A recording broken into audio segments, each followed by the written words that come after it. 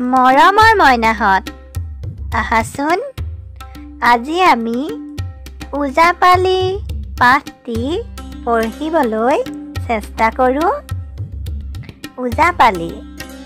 তোমালোকে কেতিয়াবা ওজাপালিয়ে অনুষ্ঠান পৰিৱেশন কৰা দেখিছানে? উৎসৱ পাৰ্বণ, পূজা সভা আদিত তোমালোকে এনেধৰণৰ অনুষ্ঠান নিশ্চয় দেখা পাইছা।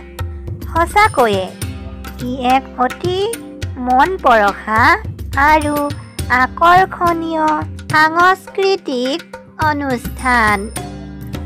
পৌৰাণিক আৰু লৌকিক আখ্যান উপাখ্যানৰ কাহিনী, গীত-পদ, নৃত্য আৰু অভিনয়ৰ মাজেদি সহজ সৰলভাৱে লোকসমাজত প্ৰচাৰ কৰা অনুষ্ঠানবোৰেই হ'ল লোকনাট্য অনুষ্ঠান।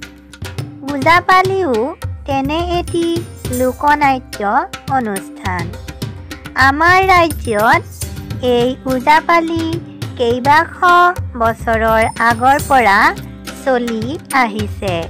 বেদ, পুৰাণ, ৰামায়ণ, মহাভাৰত আদিত থকা আখ্যান উপাখ্যানৰ মূল কাহিনীভাগক গীত-পদ, নৃত্য আৰু অভিনয়ৰ জৰিয়তে ওজাপালিয়ে দৰ্শকৰ আগত দাঙি ধৰে। তোমালোকে ওজাপালি অনুষ্ঠান চাওঁতে মন কৰিবাচোন, তাত এজন লোকে মূল কাহিনীভাগ নৃত্য-গীত আৰু অভিনয়ৰ জৰিয়তে বৰ্ণনা কৰে। তেওঁক ওজা বোলে। তেওঁৰ দলত ৫-৬জনমান পালি থাকে। ওজাই দিহাৰে একোটা পৌৰাণিক কাহিনী বিভিন্ন ৰাগত গাই যায়। পালিসকলে খুঁটি তাল বজাই সেই দিহা দুহাৰে আৰু ভৰিৰে তাল ৰাখি থাকে। গীতৰ লগে লগে ওজাই বিভিন্ন অংগ-ভংগীৰে নাচে। পালিসকলৰ মাজত এজন মুখ্য পালিও থাকে। তেওঁ ওজাৰ সোঁহাত স্বৰূপ। তেওঁক ডাইনা পালি বোলে। ডাইনা পালিজন প্ৰধানকৈ সুৰক্ষিক হয়। পালিসকলৰ লগত গীত গোৱাৰ উপৰি তেওঁ ধেমেলীয়া কথাৰ অৱতাৰণা কৰি হাস্যৰসৰ সৃষ্টি কৰে। সময়ে সময়ে তেওঁ ওজাৰ সৈতে কথোপকথনত ভাগ লয় আৰু আখ্যানৰ জটিল কথাবোৰ ঘৰুৱাভাৱে দৰ্শকৰ সন্মুখত দাঙি ধৰে। ওজাপালিয়ে পৰিধান কৰা সাজ-পাৰ অতি সাধাৰণ। সকলো সদস্যই চুৰিয়া চোলা পিন্ধে আৰু ডিঙিত চেলেং লয়। কেৱল ওজাই মূৰত পাগুৰি মাৰে।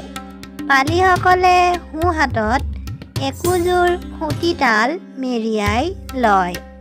ওজাপালি কেইবা প্ৰকাৰৰো আছে। ইয়াৰ ভিতৰত শুকনান্নী বা শুকনাৰায়ণী গোৱা ওজাপালি, বিয়াহৰ বা বিয়াহ গোৱা ওজাপালি, ভাইৰা বা ভাৱৰীয়া বা ৰামায়ণ গোৱা ওজাপালি, বৈষ্ণৱী ওজা, টুকুৰীয়া ওজা, আপী ওজা আদি উল্লেখযোগ্য। মহাপুৰুষ শংকৰদেৱেও নৱবৈষ্ণৱ ধৰ্ম প্ৰচাৰৰ অৰ্থে মাজে সময়ে ওজাপালিৰ সহায় লৈছিল। তেতিয়াৰে পৰা অসমৰ সত্ৰসমূহত ওজাপালি নৃত্য প্ৰচলিত হৈ আহিছে। সকলো প্ৰকাৰৰ ওজাপালিয়ে আমাৰ লোকসমাজত ধৰ্মীয় শিক্ষাৰ লগতে নৈতিক শিক্ষাও প্ৰচাৰ কৰি আহিছে। এনেদৰে ওজাপালিৰ নিচিনা লোকনাট্য অনুষ্ঠানে অসমীয়া সাহিত্য সংস্কৃতিৰ ভঁৰাল চহকী কৰিছে। তলত সুকন্নানী ওজাই গোৱা পদৰ এটি নমুনা দিয়া হৈছে। তোমালোকে কোনো জনা লোকৰ সহায়ত গাবলৈ শিকিবা। দিহা: দাৰুণ বিধি কি লেখিলা আমাৰ কপালে, দাৰুণ বিধি কি লেখিলা মোৰে। পদ: প্ৰভু প্ৰভু বুলি বেউলা ডাক চাৰি বোলে, ডাক দিলা দেৱ হবে মেৰৰ ওপৰে। নাকান্দা নাকান্দা তুমি বেউলা সুন্দৰী, অৱশ্যে পাইবা লখাইক গৈলে দেৱপুৰী। দেৱগণ বচন বেউলা নুশুনিল কাণে, হা প্ৰভু বুলি বেউলাই কান্দে। না হৈল মাখ পক্ষ দিন অস্ত চাৰি, কালৰাত্ৰিত পদ্মাৱতী মোক কৈল বাৰী। বিষাদ ভাবিয়া বেউলা কৰয় ক্ৰন্দন, শুনিতে উপজে দুখ শুনে জীৱাজন। কোন দুখে প্ৰভু মোৰ হৈল দৰিখন, তুমি অবিহনে মই জিম কিবা কাৰণ। হা প্ৰভু আমাক এৰি গৈলা তুমি কোঠা, কোন দুখে মোৰ কৈল এমন অৱস্থা।